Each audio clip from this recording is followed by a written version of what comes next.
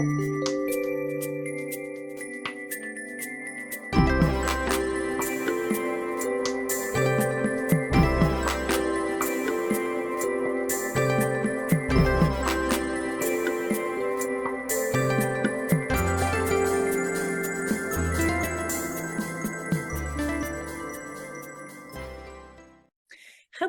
and welcome to Pandora Astrology's monthly horoscope for May of 2023. We are the astrologers of Pandora Astrology. I'm Jamie Kale Miller. I'm in Berkeley, California. And I'm Julia Mijas, and I'm in San Francisco, California. Let's take a look at what's happening in May. And by the way, Aries, if you missed your birthday reading this year, it's not too late to benefit from a reading of your solar return birthday chart. It tells you all about the year to come and how to handle it for the best results. You'll find a link for it in the description below. I love starting with two of our favorite asteroid goddesses, Juno and Ceres, and you'll hear me do that a lot in these horoscopes. But today I'm actually going to start someplace a little different, which is with Pluto, which is just entering into Aquarius this month. And or last month, but this month, what it does new is it goes retrograde. So Pluto has entered into Aquarius, and it's been traveling along through Capricorn and your 10th house for more than a decade, wreaking havoc in your career, bringing transformation and metamorphosis, probably not a few meltdowns. And now that it's moving on into Aquarius, Pluto is going to begin to occupy your house of communication, of community, of friends, groups, your tribe, the people that you hang out with that contextualize you. This is also the house of your social media, the people that you know in your networks online, whether that's personal or professional. And Pluto brings transformation. So in the next decade or so, as Pluto traverses this house of yours, you're going to find big transformations coming that happen through the people that you are friends with, the groups that you belong to, and how you identify with those groups or reject or are rejected by those groups. So things could get kind of emotional and transformative. And this is really just the itty bitty beginning of that. Pluto is dipping forward into Aquarius for just a few months this year. By June or July, it'll have moved back into Capricorn and will be finishing out that house before moving on into Aquarius in 2024. And if you watch this little space right here, you will see, yep, there it is, the little red RX symbol that means that Pluto has gone retrograde, signaling the beginning of Pluto's annual retrograde journey, which usually lasts a couple of months and takes us deeper into his transformative process. So keep an eye out for that. Now let's talk about Juno, and she's right down here in Gemini. She begins the month by moving on into Gemini, your third house. Juno is an asteroid goddess that has to do with partnership, most particularly committed partnership, whether that's personal or professional. So Juno's movements can refer to your marriage or committed long-term relationship if you're in one, or a business partnership if you're in one of those. And when Juno moves on into your third house, themes of communication really start to come up in those committed partnerships.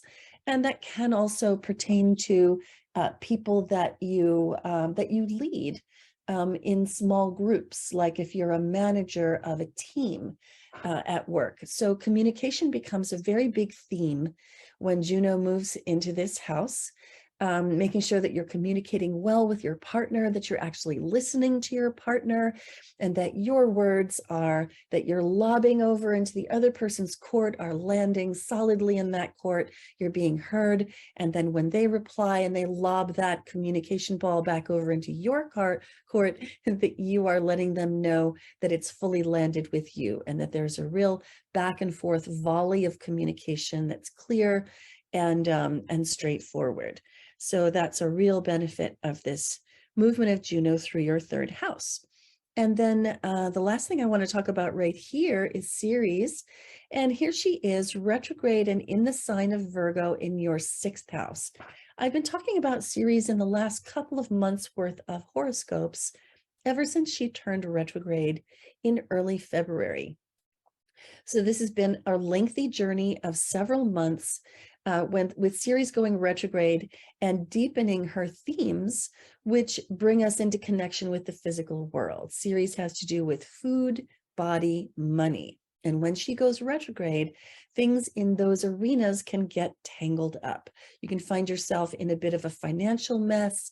You can find yourself in a bit of a mess with your eating and your diet and your digestion. You can find yourself feeling maybe insecure in your body with some body image issues coming up, or unsafe in your body even. And it may be time to really look into how these things can be improved or worked with, most particularly because Ceres is traveling through your 6th house. This is a house of health, work, and service. Ceres aligns very well with the themes of this house. And Ceres wants you to put some good attention on your routines and rhythms of your daily life in terms of your health and how you maintain it for longevity and for feeling good in your body. So Ceres really wants you to look to the rhythms that keep you together in a healthy way, and also that keep you organized around your finances. And if you're into some problem solving, because there have been some financial tangles and snarls that have come up, this is really the time to finish cleaning that stuff up and put it to bed, because Ceres is going to go direct on May 6th. Let's see that happen. And you'll see that little red RX disappear, and there it's no longer there. By May 7th, Ceres has gone direct, and we're going to start to pull ourselves out of the messiest bit. By the end of the month, Ceres will have gotten back up to something like her normal speed, exiting her shadow period. And at that point, things should be pretty much clarified, and you should have a better plan going forward. Hey, Julia. What's up this month for with Mercury, Venus, and Mars for the Aries people of the world? Well, Aries, I got to tell you, we are heading into another retrograde season, especially with our friend Mercury. But Mercury does start the month direct. Now, remember, Mercury is the planet that rules your mind. It represents communication, and it begins the month. Sorry, it starts the month retrograde. I got that reversed. It begins the month retrograde in your 2nd house. This house represents your money. It represents your stuff. It can also represent your values in life. And when Mercury is retrograde, it's a time of review and redoing things, especially anything Mercury related, which means your thinking and strategies. So with Mercury retrograde in the 2nd, you might have to go back over your bookworking this month, bookkeeping in general. This is a month where, especially around tax season that we just went through, maybe things weren't quite adding up in your life. Maybe you lost some receipts, but there might be some squirreliness around your finances in terms of figuring out what is where, or even miscommunications about them too. By May 1st, so very early on in the month, Mercury is going to conjoin the sun, and we call that Lesser Epiphany Day because Mercury is retrograde. And this is actually a very important time to keep track of, because it might give you a little bit of clarity within the confusion. You might have some insights, you might have some aha moments, especially with any loose ends that you've had in your thinking strategies around money recently. Then by May 14th, mid-month, Mercury goes direct finally, and that's going to make things a lot clearer. You can finally get kind of more on top of your finances, more organized with them, and have better conversations around them too. Now, the next planet I do want to bring up is Venus. She represents our relationships. Wherever she is where we find pleasure, even a little luck that month. And Venus starts the month in your 3rd house. So the 3rd house is your neighborhood. It's your community. This is going to be a very good first week of the month while Venus is in this house to just get out of your house a little bit, go for a walk in your local neighborhood. You might just be enjoying it a lot more. Try to connect with your neighbors, for example. Maybe you find something on Nextdoor, you know, through a neighbor of yours that you get benefited from. Maybe you get some good deal on some furniture somebody's unloading or something. So definitely check your Nextdoor app. There might be some good stuff coming to you. It's also a wonderful time for getting along well with your siblings too, who are represented by the third house. Then by May 7th, Venus enters your fourth house, and that's when you're going to want to retire a little bit from the world and just be a homebody for the rest of the month. Nothing wrong with that at all. Venus in the fourth house can just bring a little luck and pleasure to the home front. So it's like your home will really feel like your castle, and it's a great time for getting along well with your family members, particularly your parents. So do something nice for your home. Maybe you'll buy something nice, you know, collect some flowers from outside and bring it into your kitchen, or maybe this is a good time to finally paint that room that you've been wanting to do. But just a lot of pleasure coming from the home for you this month. And now the last planet I want to mention is Mars. Mars is a little bit trickier than Venus. Mars is a feisty planet. Now, Mars has a higher purpose for us. Even the challenging planets like Mars and Saturn have really great constructive uses to them. So I'm not all about bashing the harder planets at all. They have some good use, but you have to be very aware with trickier planets like Mars. So Mars starts the month in your fourth house of family and home. I did mention it is a good month for your home life, but a little bit later on in the month too, with Mars in there for, you know, the first 20 days, the first few weeks of the month. This is a time of a lot of activity going on at the home front. If you work from home, this is a great transit for it because you can get a lot of stuff done. And it's a good transit for really getting involved with home projects. Now, what's tricky about this transit is since Mars can be a little bit conflict prone, this can be a time of having disputes about, you know, either from your home or even about your home too. The fourth house also represents your past. So it's also possible that things are bothering you that happened a long time ago. And that if you do find yourself getting a little itchy and irritated this month, it's going to probably have to do with something that happened a long time ago. And maybe it's affecting your present somehow. So Mars in the fourth can sure learn a big lesson around sort of letting go past stuff, especially if it's getting you a little bit bent out of shape. But by the 20th, Mars is going to go into your fifth house. The fifth house is by far the funnest house in the zodiac. The fifth house represents your games, the things you do for play. It's a house of creativity. It rules your children. It's just it's a house of diversion and amusement. Anything you do for fun.